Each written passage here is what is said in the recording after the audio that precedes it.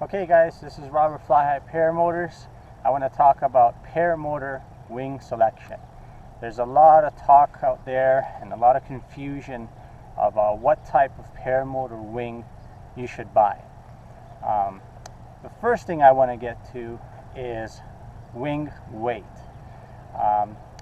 When we're flying with a paramotor, we're typically launching off flat surfaces, so we don't have a hill to help us, and so it's important we have a glider that is very light.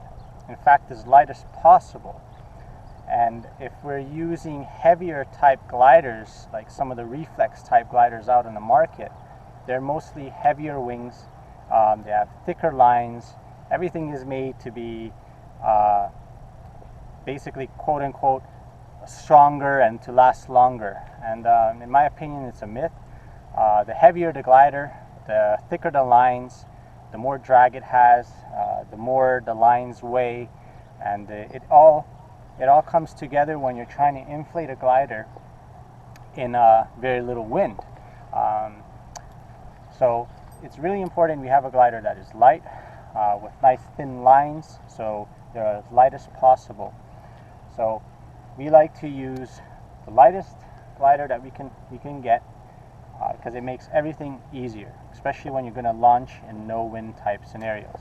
If you look at the Sky Paraglider's K2, it's a very light type of wing, and it's made with very high-tech, state-of-the-art fabric, and even the lines, they're much thinner than most gliders, so most other glider lines. If you come here and you look at these lines, you can see from these lines here how thin they are, okay?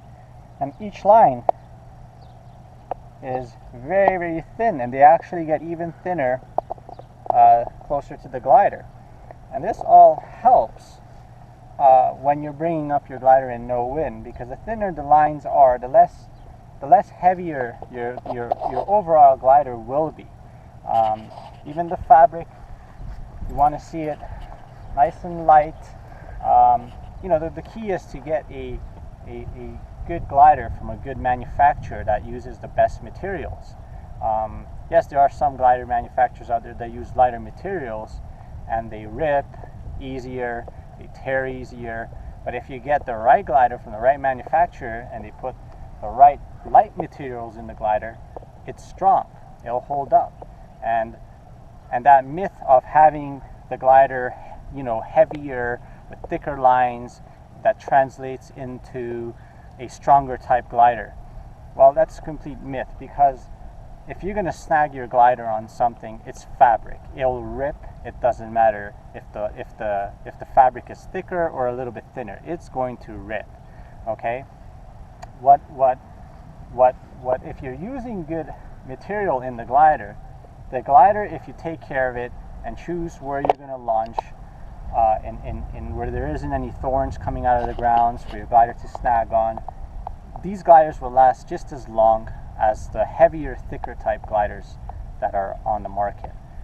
If you look at the fabric here too, it's very light, all translates into the glider just popping up over you and hovering there and helping you, assisting you to get off the ground. It's super important for paramotor use. We have a nice light glider. You get one of those reflex type wings that are very heavy, they're very hard to pull up. You need wind for those gliders. You need something to help carry that additional weight above your head. So super important we get nice light gliders to make our life easier when we're trying to fly with a paramotor. Right now I'm in Utah, in Sandy, Utah, and I'm at 4,900 feet elevation. So here it's even more important to have a lighter type glider. If I was trying to launch at 4,900 feet with a heavy reflex type glider with no wind to help me, it'd be extremely hard to get off the ground. So the lighter the glider is, the easier it is to launch, especially if you're in higher elevations. So that's what we're looking for in a glider.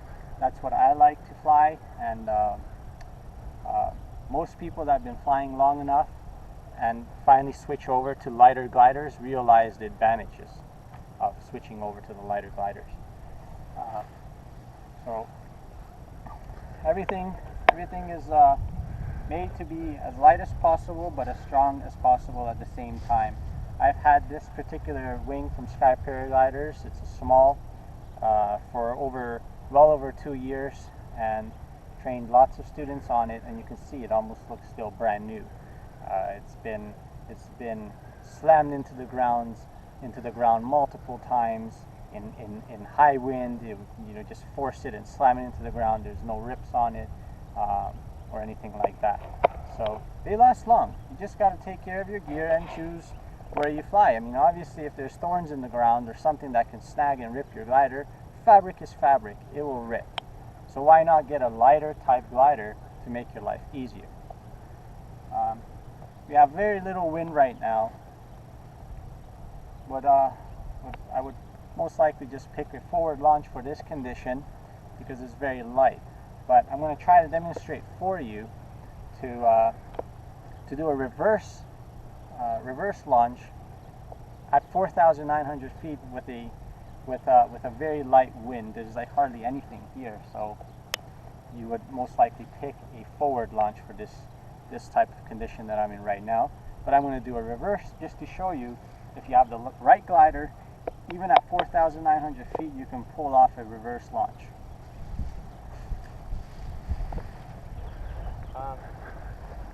Okay, so I'm going to demonstrate a reverse launch with the K2 at 4,900 feet.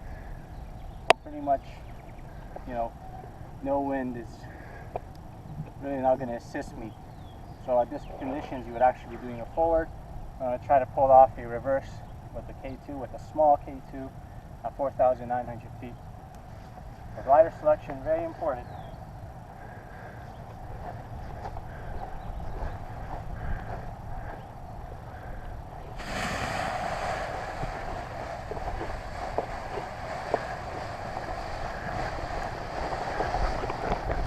There we go. I did a reverse, 4,900 feet, and the glider hovers above my head. So typically in these kinds of conditions, you wouldn't try a reverse, obviously, but just wanted to show you having the right type of glider, a light glider, will make your life so much easier. So if I can get this glider up at 4,900 feet in no wind, doing a reverse, imagine how it is with a slight wind. So we want to make sure when we're picking out your wing, get a nice state-of-the-art light paraglider wing, and don't fall for these heavier, thicker line gliders. They're going to just be really hard to deal with, especially if you're going to fly in no wind conditions and at high altitude. This is Robert, Fire Paramotors.